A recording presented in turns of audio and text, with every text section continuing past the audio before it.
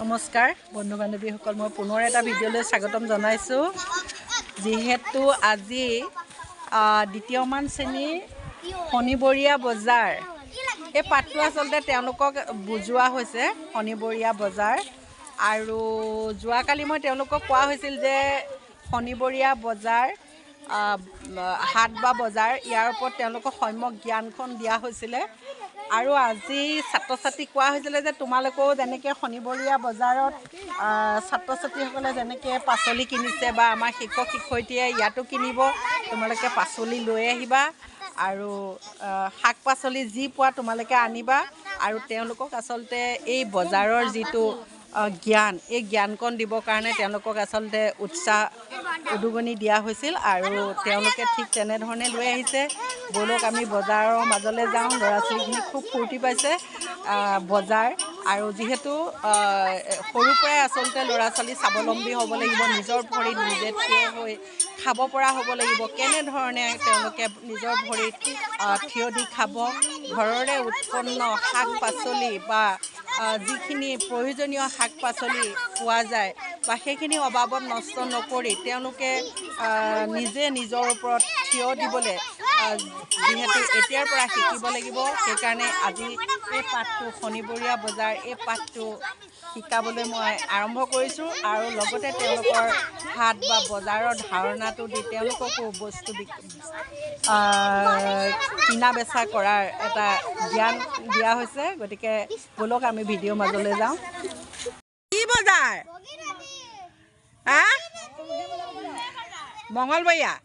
আজি মঙলবৰীয়া বজাৰ ক'ত বহিছে? কোন স্কুলত?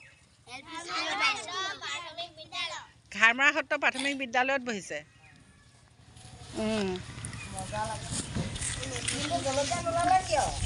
জলকীয়া ওলাইছে, চব ওলাইছে।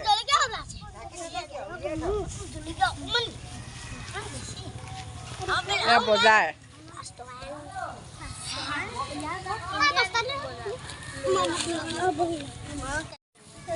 জলকীয়া কেইটকা দাম?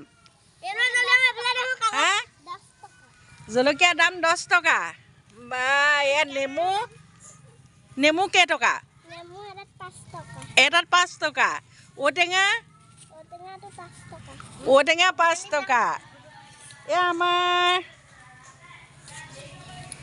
ঘাৰমৰা সত্ৰৰ ছাত্ৰ ছাত্ৰীসকলে ইয়াত খুব সুন্দৰভাৱে এখন বজাৰ উলিয়াইছে। কুইন আৰু কোন দীক্ষিতা? কুইন আৰু দীক্ষিতা এয়া বজাৰ। জলকীয়া, নেমু, কি কি আনিছা কোৱা? নেমু, জলকীয়া, তাৰপিছত ঔটেঙা, পালেং, পিয়ালি পালেং আৰু বৰটেঙা, হয় নহয়? জিতুলে লক্ষ্যজিতে ঢেকীয়া, তাৰপা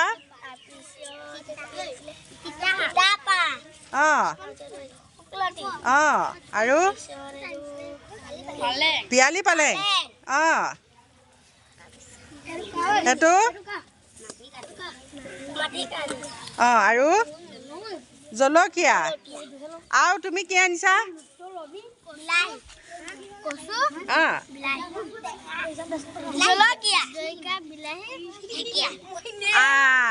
কচু, বিলাহী, জলকীয়া আৰু ঢেকীয়া আনিলে। আৰু আমাৰ মেদিনীয়ে কি কি আনিছা?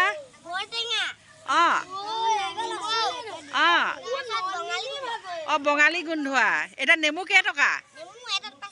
এটাত 5 টকা। নেমু বোলে এটাত 5 টকা। মেদিনী ভাগৰ আমাৰ প্ৰেৰণাহঁতে আনিছে। বা বৰ ধুনীয়া বজাৰ আনিছোঁ। পাচলি খেতি আৰু অন্য কৰা নাই নি? জিকা নাই নি বাইদেউ? নাই। ভেন্দি, পটলো নাই, অকল শাক। কাচকল আছে। কাচকল কেনেকৈ? কাচকল কেনেকৈ? 10 টকা দুটা। আৰু নেমু, গোল নেমু এটাত 5 টকা। নেমুকেইটা ধুনীয়া বাৰু, গোল নেমুকেইটা। তাৰপৰা ইয়াত ঢেকীয়া মুঠি বান্ধি আনিছা। নন্দিনী নি ঢেকীয়া? এয়া। তাৰপৰা এইটো কি তিতা? এই তিতা পাতটো খালে কি হয়? পেলু মৰে। তোমালোকৰ মায়ে খুৱাই নোখুৱায়? খুৱাই। তিতা পাত খাই পাইছা নাই খাই পাইছা এইটো এইটো কি তিতা বুলি কয়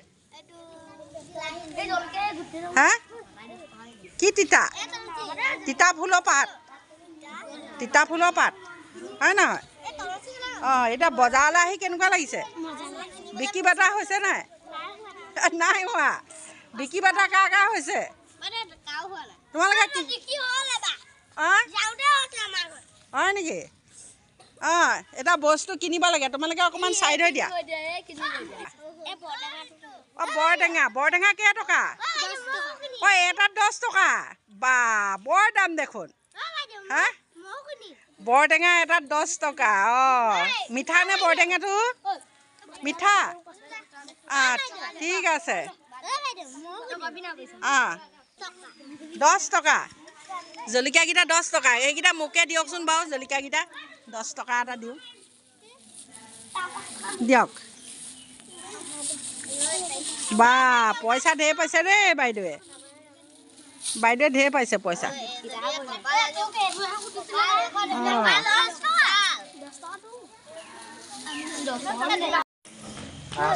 আমাৰ ছাৰে বজাৰত আহি বস্তু দৰ দামহে কৰিলে কিন্তু ছাৰে বস্তু কি ল'লে বা দৰ দাম কৰি থকাই দেখিলোঁ ছাৰে কিন্তু বস্তু দৰ দামহে কৰি আছে নে একেৰাহে অঁ তাৰমানে শাক পাচলিৰ দাম দেখি ছাৰে ভয় খাইছে গম পাইছা নাই ছাৰে শাক পাচলিৰ দাম দেখি ভয় খাইছে বহনি হোৱা না নেমু 10 টকা দিয়কচোন ছাৰ দাদা 10 টকা বিলাহী দিয়কচোন আধা কেজি দাদা বিলাহী অঁ এয়া বিলাহী ল'লে ছাৰে আৰু ঢেকীয়া মুঠি দিয়ক ঢেকীয়া এমুঠি কেইটকা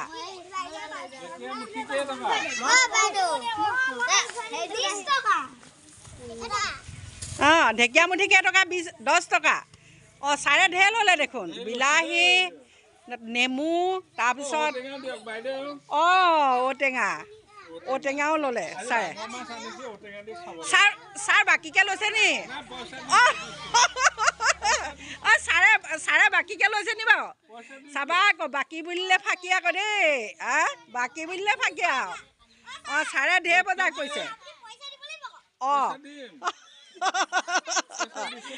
চাওঁ আমাৰ এতিয়া মেদিনী পইচা কিমান হ'ল ক'ত আছে চাওঁ 25 অঁ 10.5 টকা দিব চাওঁ পইচাকেইটা বা কেনেকুৱা লাগিছে বজাৰত বস্তু বিকি কেনেকুৱা লাগিছে বা কোৱাচোন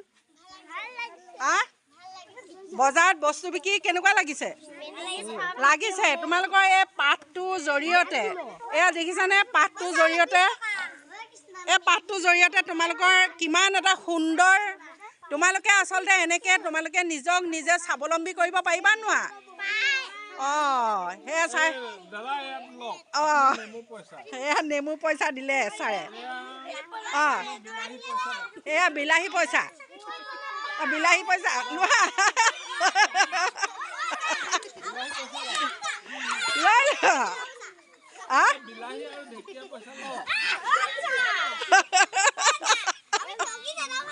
অঁ ঠগিছে বোলে ছাৰে ঔটেঙা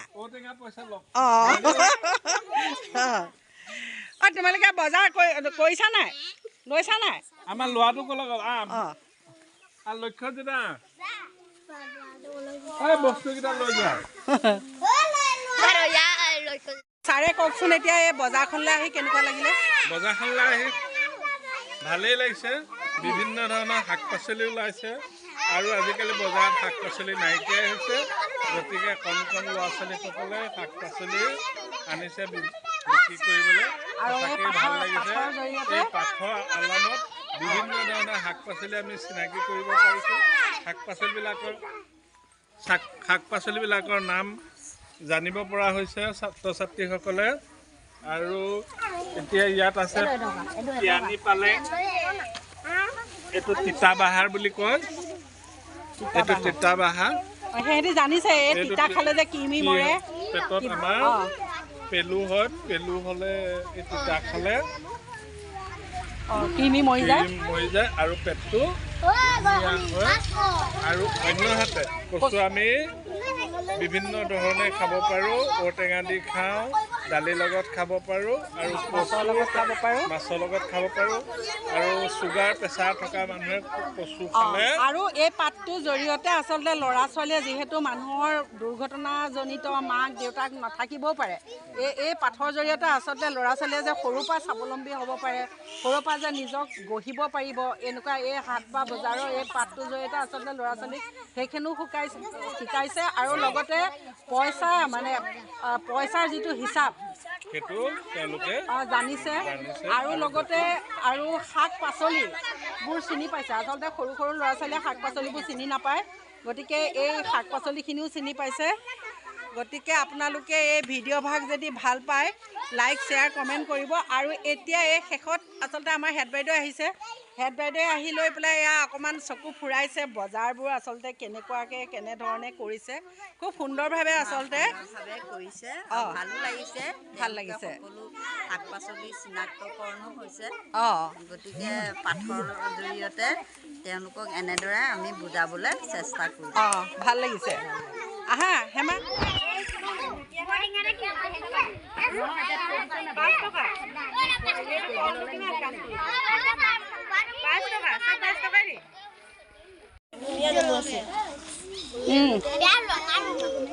কেনেকে দিছা?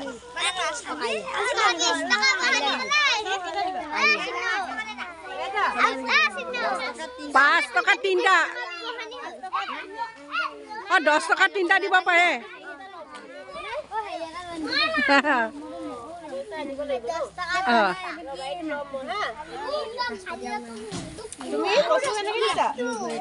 কচু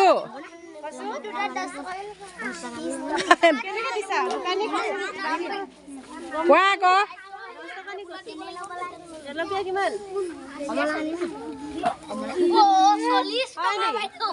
40 টকা এপোৱা 40 টকা।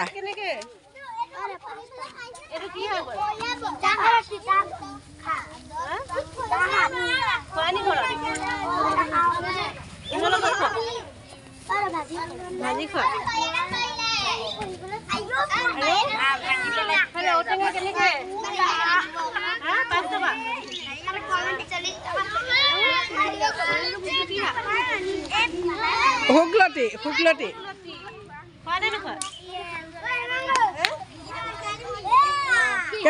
বাইদেউ বজাৰখন কেনেকুৱা লাগিছে? আমাৰ ঘাৰমৰা সত্ৰ প্ৰাথমিক বিদ্যালয়ৰ ছাত্ৰ ছাত্ৰীসকলে আজি তেওঁলোকৰ মঙলবৰীয়া বজাৰ পাতি দিলে ন। আমাৰ পাঠটোৰ নাম কি আছিলে? শনিবৰীয়া বজাৰ আছিলে, কিন্তু আজি কি বৰীয়া বজাৰ হ'ল? মঙলবৰীয়া বজাৰ। ক'ত পাতিলে? প্ৰাথমিক বিদ্যালয়ত। তোমালোকৰ কেনেকুৱা লাগিছে বাৰু?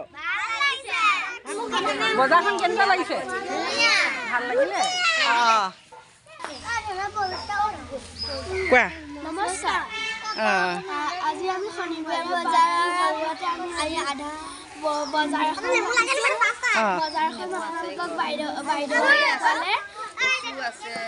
বাইদেউক আপোনালোকে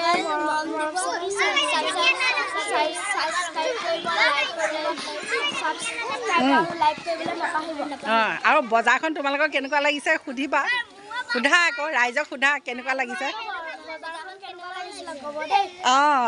আৰু এনেকুৱা মানে আমি শাক পাচলি বজাৰ আৰু ভৱিষ্যতে তোমালোকে এনেধৰণে আজিকালি মানুহে চাকৰি আৰু নানান কাম অকল চাকৰি কৰিয়ে পৃথিৱীত খাব পাৰে নেকি? নোৱাৰে। এনেকৈ বজাৰ সমাৰ দিও খাব পাৰে, হয় নহয়? অকল আমি চাকৰি বুলি আমি বিচাৰ। আজি তোমালোকে প্ৰাথমিক বিদ্যালয়ৰ ছাত্ৰ ছাত্ৰী, তাৰপিছত তোমালোক ক'ত হ'বাগৈ? ME স্কুল, তাৰপৰা হাইস্কুলৰ পৰা কলেজ, হয় নহয়? হয়তো এই তোমালোকৰ জীৱন বাটটোত আচলতে বহুত অভাৱ অনাটন হ'ব পাৰে, কিন্তু তোমালোকৰ বাৰীৰে উৎপন্ন এনেকুৱা পাচলি বহুত বা তেনেকুৱা শাক পাচলি ফল মূল বহুত থাকিব পাৰে। সেইখিনি অপচয় নকৰি এনেকৈ ধৰণে আমি যদি হাট বা বজাৰত উলিয়াই দিওঁ, তেতিয়া কি হয়? তোমালোকৰ নিজৰ টকা পইচাও হাতলৈ আহিলে আৰু তোমালোকৰ কি হ'ল? মনো আনন্দ লাগিলে আৰু মানে জীয়াই থাকিবলৈ কি হয়? সকাহ পায়। আমাৰ হাট বা বজাৰে আমাক কি কৰে? স্বাৱলম্বী কৰে, হয় নহয়? গতিকে আজিলৈ আহিছোঁ, বাই বাই দিয়া।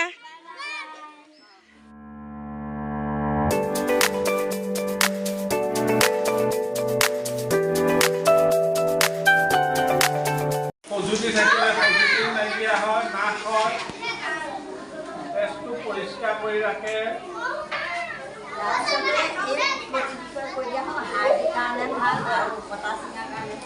এইটো শুক্লতি বুলি কোৱা হয়।